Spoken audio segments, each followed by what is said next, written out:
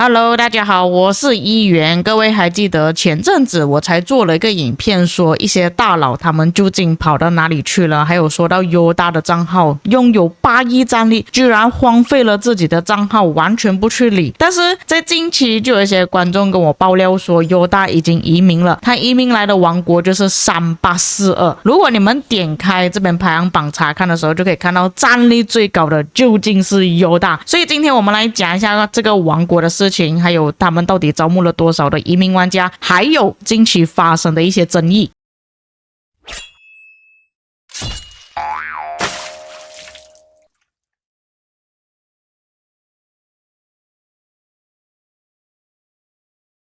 那这边先跟大家说一下争议点吧，之后我们才整理一下他们究竟招募了多少的玩家。要给大家知道的就是他们王国这边的记录，可以看到他们联盟是在什么时候完成了 KVK 3，是在2026年4月15日，也就是说今年而已。然后可以看到他 KVK 1的时间是在2025年10月，第2赛季的时候是在2026年1月，第3赛季是在2026年4月。所以照理来说，他们这一次 KVK 呢，将会是他们第一次的征服赛季。那相信聪明的观众应该都知道，我讲到第一次的征服赛季就意味着什么，但是我们先不要讲这件事情了，先给大家知道他们的王国历史究竟是怎么样的。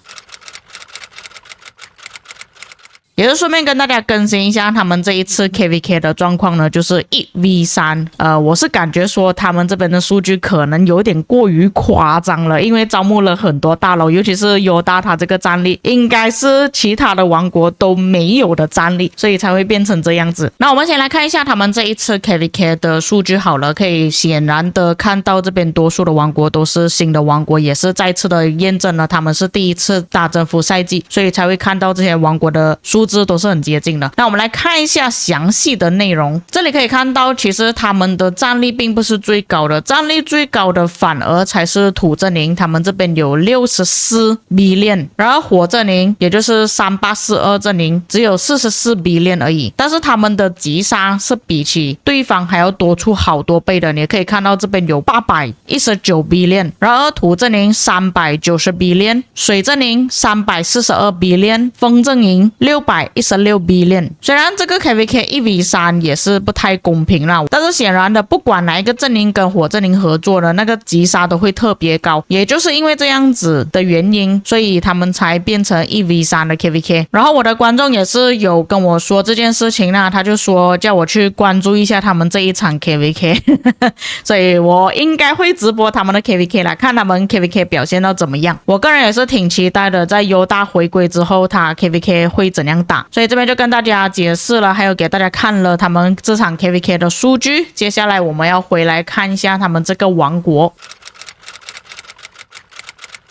这里我们先看一下这个王国的数据，不管是战力还是击杀还是联盟战力，先从联盟的击杀开始看起吧。它这个联盟击杀总共有6043亿，这个对于现在征服赛季的王国来讲呢，不算是很高水平了，可能可以安排在 A、B 组左右吧，比较偏 B 组的那个实力。联盟战力的话，他们是已经推到150亿了，主要还是大佬的战力太高，把他们这边的战力线也给他拉上去了。然后还有看到一些老牌的玩家，像是 Alice， 他这个也是老玩家来的，已经玩了很长一段时间了。还有 Justin the Punky， 其实他也是玩了很长一段时间，你们看他这边的击杀就已经知道了。然后他参加过4次征服赛季，他的历史最高击杀跟治疗其实也是挺多的。这里超过1亿战力的玩家总共有36位，不过你们要算到37位也可以啊，因为这个玩家差一点点就要1亿战力了。超过6000万战力的玩家总共有122位，但有些玩家他们可能没有计算去1000万战力的玩家，可能是从8000万开始算起，就大概有76位。接下来要看击杀方面的，就是你们可以从击杀判断这些玩家究竟玩了多久的时间。当然我也是整理了名单出来啊，等一下我会给大家看。这里蛮多玩家击杀都是偏比较多的，因为对于第一次进入征服赛季的玩家来讲呢，他们击杀很难才会有超过100亿击杀杀的，通常会低于过这个数值的。所以我们可以看到这边有几个实力比较强的玩家，就比方说像刚刚所说的 Justin、AJ Prime、Yoda、Alice、Mac Prime、Luluon Prime 这些玩家实力都是 OK 的。如果是说超过110击杀的玩家，总共有14位，然后这个 Justin Prime 应该是那个 Justin 的小号之类的吧，又或者是他另外一个账号。这里还有另外一个 Alice Prime， 所以基本上这些也算是旧的账号来的，他们也是拿过来这里一起参加 KVK 一起玩。沙波这个玩家很熟悉哦，好像不懂在哪里有见过他，但是可以看到他这边有一些截图啦，那个是阿破的直播，可以看到他在36天的时候就已经提升到 VIP 17了哦，这个玩家应该也是挺有钱的。这一下面击杀比较少的应该都是当地的原住民啊，但是我去做了名单之后发现到其实他们有超过一半以上的玩家都是移民进来的。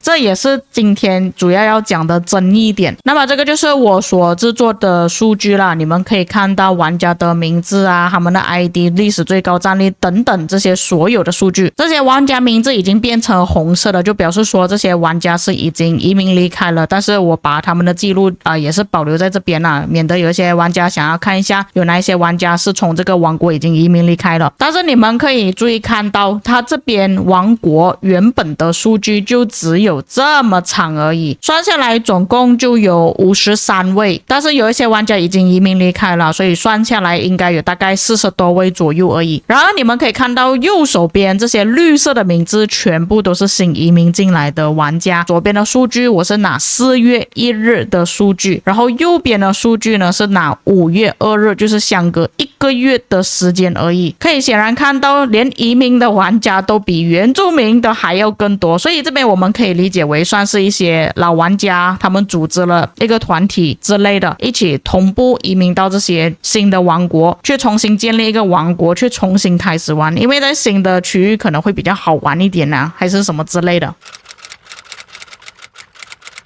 但是你们应该也是发现到其中的争议点了，就是你可以发现到这些 ID 账号其实有很多都是很旧的，尤其是这个 Justin 的 Punky， 我要跟你们讲一下，就连我自己的骑兵账号是从2019年开始玩的，都有7位数，他这个账号是比我的账号还要更旧的。 OK， 这个不是重点，重点是我们现在要来看一下移民规则。规则里面有明确的说到，在征服赛季首个剧本，也就是他们现在报名的这个 KVK 同赛季移民最多可以接收50位的同赛季移民，申请移民角色创建天数不可以超过目标历史150天。然后你跟我说这个6位数的 ID 没有超过150天，我不相信咯，讲真的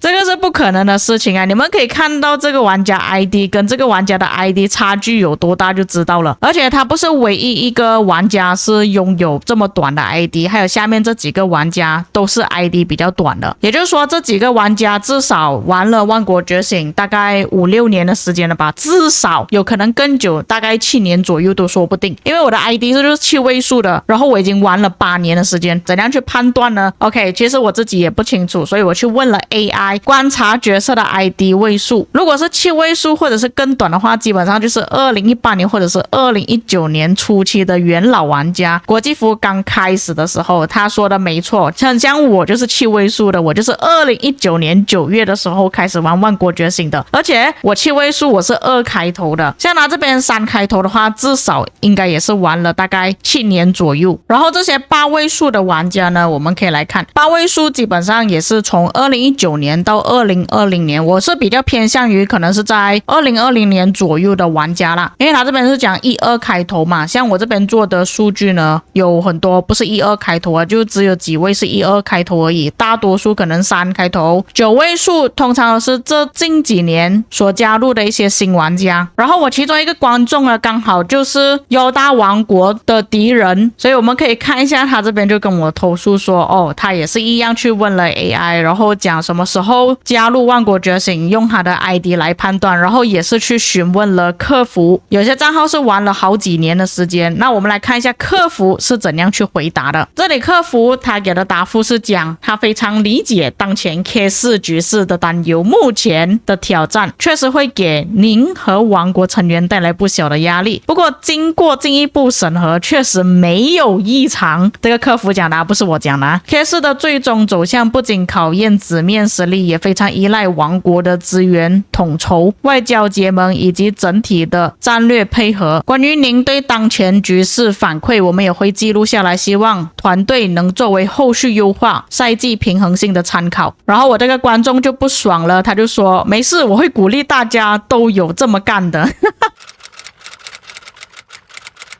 那我感觉他的客服或许是在忽悠他啦，或许他的客服不会跟他解释这么多。然后我就去问了一下我自己的客服啦，我就跟客服讲，我就发现到这个王国有一些问题，他们是第一次打征服赛季，可是他们招募的一些新玩家 ID 都是超过该王国历史150天，为什么可以移民到3842？然后我也提供了我这边的数据，我制作的名单，还有跟他讲，甚至有一些账号是比我自己原本的账号还要更旧的。那这边客服给我的回答，他们了解到他们抽选的部分玩家看了一下，这些是通过组队移民功能移民进入3842王国的。组队移民目前不受到账号创建天数与目标王国历史差距的这个限制。那要怎样才可以变成这种组队移民呢？就是你这个账号真的要很久没有登录了，才会跳出这个组队移民，然后你就可以去找其他玩家跟你同步移民到某一些王国。所以相信有部分玩家可能是用这个方式移民到3842王国的。那我这边就跟他说，这样子不会造成其他王国的困扰嘛，毕竟他们是第一次打征服赛季，对于一般原住民来讲呢，这个差距是非常大的。像这一次他们的阵营数据就等于其他阵营的2倍，所以这边客服给我的回答，明白我的意思。实际组队移民也是有相关限制，能选择的目标王国会根据实际情况而变化，并不是可以移民到任意一个王国的，所以只能说他们是刚好组队移民的时候有挑出了3842这个选项，所以他们才选择这个王国移民过去的，只能这样子讲。但是也是看了我这里的反馈之后，他们也是确实表格内涉及到玩家的数量很多，就会造成不平衡的问题啦。他们会将这件事情况反馈给团队查看，是否要在目标王国选择逻辑上进行优化。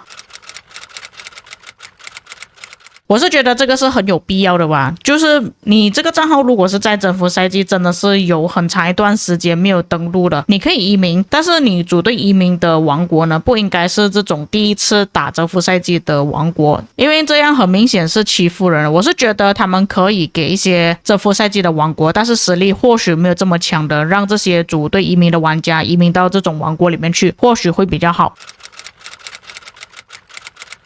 但这边还是得说一下啦，所以从官方这边的回复来讲呢，其实尤达他们是并没有错的，他们只是跟随官方所提供的一些系统操作移民到3842这个王国里面去而已，而不是他们走什么漏洞啊，或者是用什么 bug 之类的才移民到这个王国里面去。严格来讲他们是没有错的，而是官方这边判定的问题。后来他也是有爆料说，就连3834也是有一批，但是3834如果你们有兴趣的话，可能我之后再做一个关于3834的一些问题。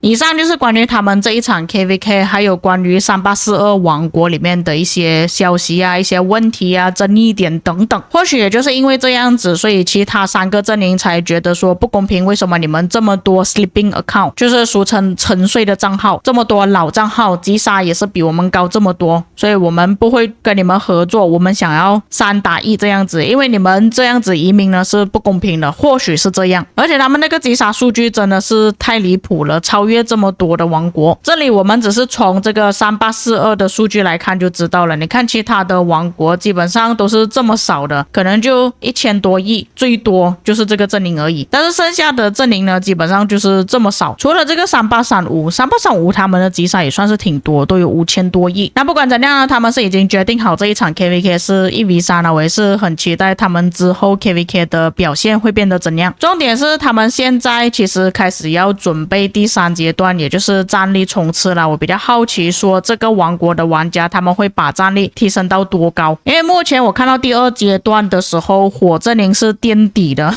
反而是土阵营他们非常积极。以上就是这个影片的所有内容，至于各位在看了之后有什么想法，当然如果有些遗漏或错误的地方，也可以在评论区帮我补充。我们下个影片再见。